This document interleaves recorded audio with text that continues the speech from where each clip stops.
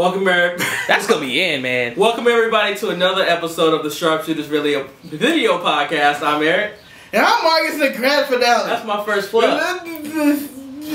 You have a few. You may notice I'm wearing my same shirt that I had on from last week, and I just don't care. Just want to let you know I got a washing machine, damn it. So in this episode, we're gonna answer, because with modern professional wrestling, it's our serious episode, people. It is not a serious episode whatsoever. It's about to be about discussions. The question is, what's more important, to be Eric or be a grand finale? Which means is, if you're a professional wrestler, do you need a gimmick or a nickname to get over? This, man. Or could you just be yourself and be an individual professional, Marcus? So Marcus, I'm going to open the table up to you for this heated discussion, Marcus. Are gimmicks or a persona important in professional wrestling now like it was back in the day? I think they're more important today than they have been in the past. And they need to have a gimmick. But a simple fact, if you don't have a gimmick, you just stick and you're the same as everybody else. I prefer my wrestlers larger than life. I prefer my $1 Million Mans and my Tito Santanas over today's Kurt Angle's. Tito Santana's? He was everything. The Matador from Tennessee Tornadoes, and Tito Santana had 170 gimmicks. I'm going on record right now. Shit. So I prefer to have a character, and then if you want to branch out and become a real person, that's fine with you. But to start off, I need you to be Damian Sandow. I need you to be Dean Douglas. I need you to be Simon Dean. I need you to be a gimmick to start off to tell me you are this guy and you care about that. I don't need you to come here and say, hey, my name is Ted Watkins. Who cares about Ted Watkins and what he's doing? Who is Ted Watkins? Ted Watkins is here out there letting us know. Exactly. Ted Watkins didn't make it because he didn't have a gimmick. But Marcus, at the same time though, when you look at professional wrestling now, there's not many wrestlers with gimmicks. I mean, technically the only really true gimmick in WWE right now is maybe Brodus Clay. He's the Funkasaurus. Well, yeah. Then you have Damian Sandow. He's smarter than everybody else. Then after that, it's just like you got The Undertaker. You got Kane. You got Kane. You got Antonio Cesaro. You got Antonio Cesaro, he does have a gimmick. You got Jinder Mahals. You got your You're not giving me a good argument. But when you think about all the people who are over, you have he's no gimmick. Shut up, fool! You brought up Dean Douglas and Simon Dean. I'm just saying that you need. I know the people I brought up has failed with these gimmicks and never made it. But Marcus, when I look at the successful Marcus, when I look at the successful people in WWE right now, it's no gimmicks. You have John Cena, he's John Cena. You have CM Punk, he's being CM Punk. You have Daniel Bryan, he's being Daniel Bryan. Considered one of the slow ages in wrestling. In the boom period, in the rock and wrestling, and the Attitude Era, there were gimmicks around. You had Jeff Jarrett play his guitar and the Honky Tonk Man. You had who do you remember more, the Honky Tonk Man, or do you remember somebody like Ted Watkins? I remember Hector Guerrero because he played the chicken. The Goblin Gooker. You don't forget these type of people because they're so outrageous. Macho Man Randy Savage was not a regular man. He was the Macho Man, Mr. Machismo and all that. But I understand what you're saying. Who remembers Scott Hall? They remember Razor Ramon. But at the same time, Marcus, doesn't these gimmicks hurt professional wrestling in the gym? Because Marcus, are you gonna ever take Brodus Clay seriously? I can't. Right now he's the Funkasaurus, but all the Funkasaurus gotta do is snap, and therefore he's Brodus Clay. Marcus, he's not a gimmick anymore. Marcus, you said that this is the low point in WWE's period because they don't have any gimmicks. Their low point was when they did have gimmicks back in the 90s, which led them to change their ways because of ECW and WCW. Where people just came out. And they were just, you had your Chris Benoit, you had your Dean Malingos, you had those. Marcus, wait a minute. Dean Malengo, a man of 1,000 hoes. That's not a gimmick. Hold on. That is not a gimmick. That's a nickname. Hold on. I'm not finished. Let me finish my damn statement. That's a gimmick. Dean Malengo never got over. Yes, he did. You tell me anybody in casual wrestling fan walk hey man, you know who's the hell of a wrestler? None of them was saying Marcus. I mentioned Dean Malenko on Twitter. Everybody blew up. Everybody knows Dean Malenko. That's the IWC. No. These are like people younger than me. Like if you talk to such and such X, they will be like blah blah blah Dean Malenko. But I remember Randy Savage. I know about that Undertaker. He's something else. Oh, Kane, that's a bad man. Marcus Benoit, Malenko, Guerrero. These names live in Benoit is infamy for reasons different than anybody else. Can't I say Bowflex? I think what it comes down to... We're going to censor all that. We can have that. Yes, it's too graphic. What it comes down to, I think, is in general, is that you have two audiences. The casual fan may appreciate gimmicks and characters more than a true hardcore wrestling fan may.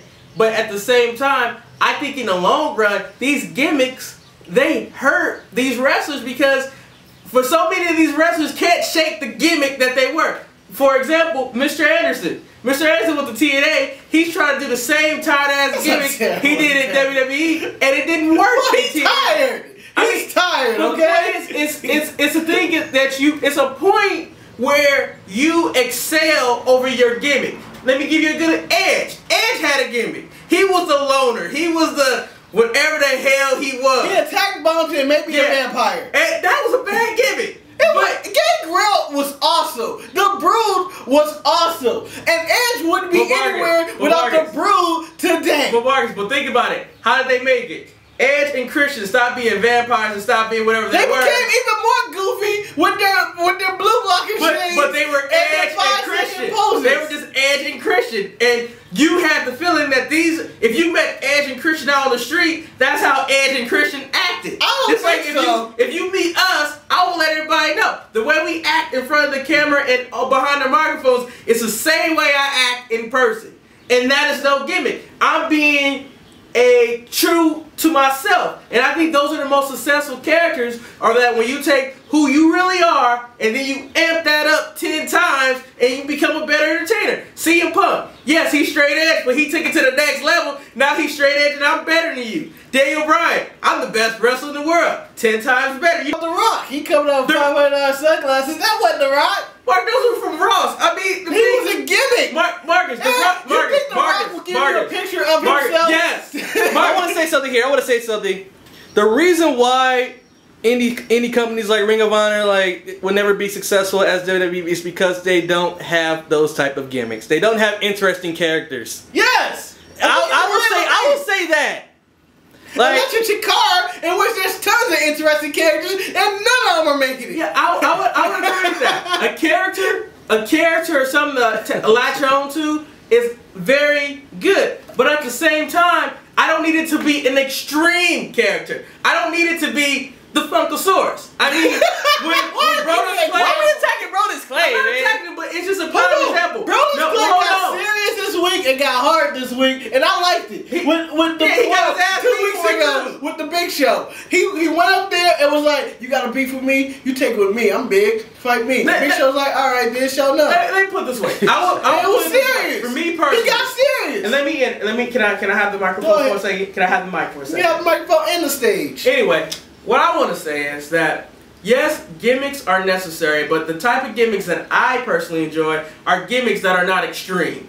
I like the person to take their personality, turn it up a notch, and become who they want to be. Like, Del Rio, that's not a gimmick. If he really had all that money, I would expect him to be a snobby rich guy, come out there, hey, like that. That's what I see. That's not a gimmick? Santino's a fool. Not a gimmick. Wait, he comes out in that white scarf and a rented car every week, and he has Ricardo Rodriguez. So you're trying to tell every week. You're trying to tell me you don't. And it's his destiny to become world heavyweight champion. I wish he would stop talking about his damn destiny, but I think the white scarf is what makes. Oh, Joe. If I see him on the street, he's gonna wear that white scarf. He gonna have a scarf around his neck. Gimmick.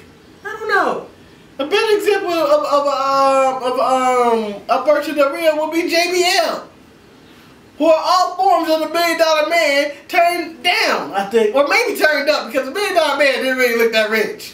The $1 Million Man had a black slave. How rich can you really be? You have your own personal slave, and slavery has been ended forever. So he was pretty rich. He was over it. Yeah, he was. Slavery's over. just not here. But you try to tell me gimmicks like Coco Beware and the IRS. No, You remember these things as timeless classics. Yeah, but you remember them not in a good way. You remember them laugh at Jake the them. Snake? That's different. That was a gimmick of gimmicks. No, he had a snake. He likes snakes though, Marcus. He likes snakes. Slowly and consistently. Okay, Marcus, what is Randy Orton's gimmick? He's a douchebag that gets high and failed drug tests and tears his hotel room and has 3 different wives. And he likes oil. Yes, and he was discharged from the Marines. What's David Otunga's gimmick?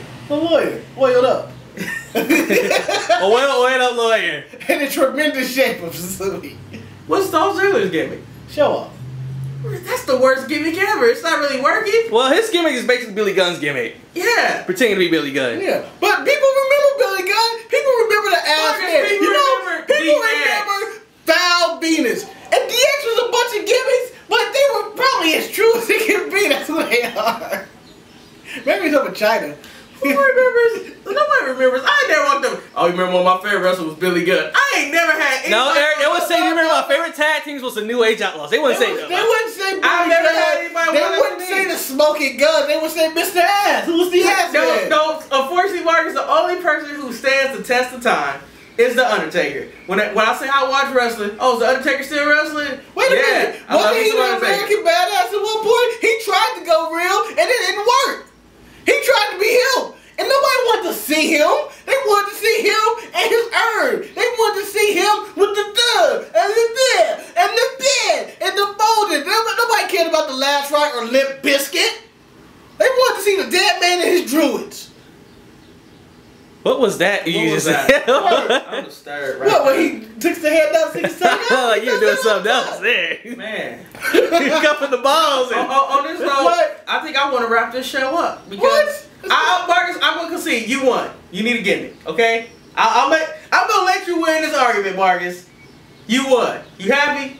Does it feel good? It does. It feels great, doesn't it? Because people But don't ever go in like that again, please. Cuff those balls. I had to sell it. Well, because our cameraman is an imbecile, we have no idea where the video stopped at this point. So we're just going to wrap it up. Like I was saying, gimmicks or no gimmicks, chime in, let us know. What do you guys think? Do we need to have people, well we already answered the question. I'm going to get my final argument here. We don't know how much time we have for a final argument. Yeah, that's all I got. My final argument. You already said you won. You won. Why did you say that you won? I'm going to not. You know what? You lost. I'm not going to accept victory.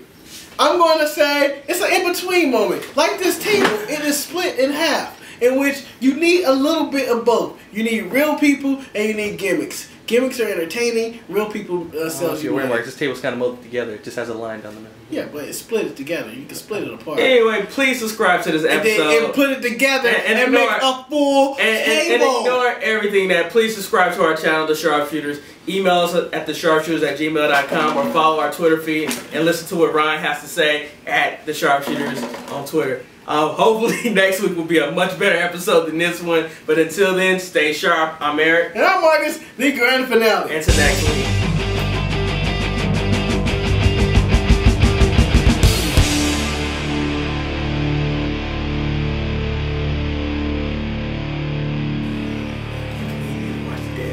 I'm pretty sure it just stopped when I looked at it because it didn't. What did it happen? I hope it doesn't have you doing that. What is wrong with Undertaker? He does it all the time.